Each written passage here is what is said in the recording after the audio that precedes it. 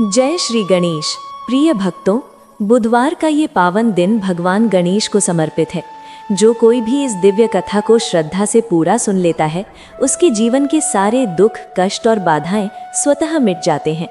विघ्नहर्ता गणपति बप्पा हर शुभ कार्य की शुरुआत में सबसे पहले याद किए जाते हैं। उनका नाम लेते ही सारी मुश्किलें दूर हो जाती हैं। जो व्यक्ति बुधवार की सुबह उठते ही गणेश जी की ये कथा सुनता है, उसके पूरे जीवन में प्रभु का दिव्य आशीर्वाद स्वयं उतर आता है। उसके सारे पाप, दुख, विघ्न और संकट सूरज की पहली किरण से अंधकार की तरह हमेशा के लिए मिट जाते हैं।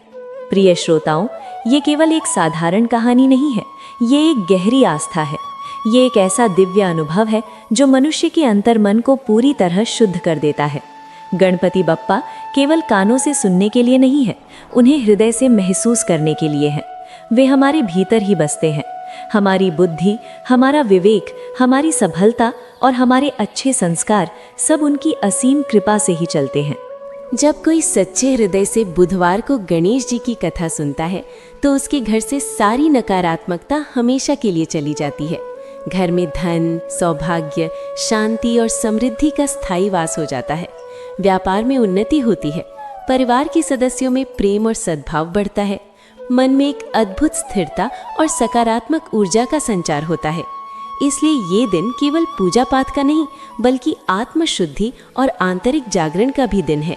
अपने मन को पूरी तरह शांत कर लीजिए, सांसों को धीमा कीजिए और अपने हृदय के भीतर उस दिव्य स्वर को महसूस कीजिए जो निरंतर कह रहा है, ओम गण गणपते नमः। जो इस मंत्र को सच्ची श्रद्धा से जपता है, उसके जीवन में कभी कोई बाधा नहीं आती। जो इस कथा को भाव से सुनता है, गणेश जी स्वयं उसके हर रास्ते की रुकावट को दूर कर देते हैं। तो आइए अब दोनों हाथ जोड़ लीजिए और प्रेम से उच्चारण कीजिए, जय श्री गणेश, विघ्नहर्ता मंगल मूर्ति मोरया। अब शुरू होती है बुधवार की वो अद्भुत और हृदय स्पर्शी दिव्य कथा, जिसे सुनने मात्र से जीवन के सारे पाप और दुख स्वतः मिट जाते हैं। प्राचीन समय की बात है। भारतवर्ष के एक कोने में बसा एक छोटा सा गांव था, जिसका नाम था प्रकाश नगर। ये गांव प्रकृति की गोद में इतना सुंदर था, मानो विधाता ने इसे बड़े प्रेम से सजाया हो। चारों ओर ऊंचे ऊंचे पहाड़ खड़े थे, जो गांव की रक्षा करते प्रतीत होते थे। उन पहाड़ों से गिरते झरनों की मधुर ध्वनि दूर तक गूंजती थी। गांव के बीच से एक स्वच्छ नदी बहती थी, जिसका पानी इतना निर्मल था कि तलहटी के पत्थर भी मोतियों की तरह चमकते दिखाई देते थे। सुबह की पहली किरण जब नदी पर पड़ती, तो पूरा गांव सुनहरी आभा से नहा उठता था। प्रकाश नगर में हर सुबह पक्षियों के चहचहाने, मंदिरों की घंटियों और ताज़ी मिट्टी की खुशबू से एक दिव्य वातावरण बन जाता था, जहां ईश्वर का वास साफ महसूस होता था। इसी गांव में एक साधारण सा परिवार रहता था। परिवार का मुखिया था हरि प्रसाद। उनकी पत्नी का नाम था सुशीला। उनके 2 नन्हे बच्चे थे, बड़ा बेटा विवान और छोटी बेटी प्रिया। हरि प्रसाद स्वभाव से बेहद सरल, परिश्रमी और सच्चे हृदय वाला व्यक्ति था। वो खेतों में दिन रात मेहनत करता और जो कुछ मिलता उसे भगवान का प्रसाद मानकर स्वीकार कर लेता था। सुशीला एक आदर्श पतिव्रता स्त्री थी। उसका चेहरा हमेशा शांत मुस्कान से सुशोभित रहता था। परिवार ही उसका पूरा संसार था। वो बच्चों को अच्छे संस्कार सिखाती और पति की थकान उतारने में कोई कसर नहीं छोड़ती थी। विवान मात्र 8 वर्ष का था और प्रिया 6 वर्ष की। दोनों बच्चे इतने मासूम थे कि उनकी हंसी पूरे घर की सारी थकान मिटा देती थी। उन दिनों हरिप्रसाद का परिवार गांव में अपनी सादगी, प्रेम और भक्ति के लिए प्रसिद्ध था। हरिप्रसाद हर बुधवार को व्रत रखता था। वो मिट्टी से गणेश जी की छोटी सी प्रतिमा बनाकर बड़ी श्रद्धा से उनकी पूजा करता था। वो गणेश जी को अपना सबसे बड़ा मित्र, मार्गदर्शक और अभिभावक मानता था। वो अक्सर सुशीला से कहता कि प्रभु ने हमें ये छोटा सा परिवार दिया है, यही हमारी सबसे बड़ी पूंजी है। धन तो आता जाता रहता है, लेकिन ये प्रेम और संस्कार ही जीवन का सच्चा आधार है। गांव वाले उनकी सादगी देखकर कहा करते थे कि अगर परिवार हो तो हरि प्रसाद जैसा, जहां गरीबी भी मुस्कुरा उठती है। लेकिन नियति ने उनके लिए कुछ और ही लिख रखा था। धीरे धीरे दुखों के बादल उनके सुखी संसार पर छाने लगे। एक वर्ष मानसून समय पर नहीं आया। आसमान साफ रहता और सूरज प्रचंड तपिश बरसाता था। गांव की नदी सूखने लगी, खेतों में दरारें पड़ गईं। हरिप्रसाद की मेहनत की फसलें सूखकर खाक हो गईं। उसने फसल की उम्मीद पर कुछ साहूकारों से कर्ज लिया था, लेकिन अब सब कुछ बिखरने लगा। हरिप्रसाद ने सुशीला को अपनी चिंता का अंदाजा नहीं होने दिया, लेकिन रातें वो खिड़की के पास बैठकर सूखे खेतों को ताकता रहता। गांव वाले जो पहले उनकी तारीफ करते थे, अब संकट के समय में ताने मारने लगे। कोई कहता तेरे भगवान कहाँ गए, कोई कहता कर्ज लेकर दिखावा करने का यही नतीजा होता है। एक शाम जब घर में अनाज का आखिरी दाना भी खत्म हो चुका था, हरिप्रसाद ने सुशीला से कहा, लगता है भगवान हमसे रूठ गए हैं। सुशीला ने उसके हाथ थामकर कहा, स्वामी घबराओ मत, गणेश जी विघ्नहर्ता हैं, वे जरूर हमारे इन संकटों को दूर करेंगे, अपनी श्रद्धा मत खोना।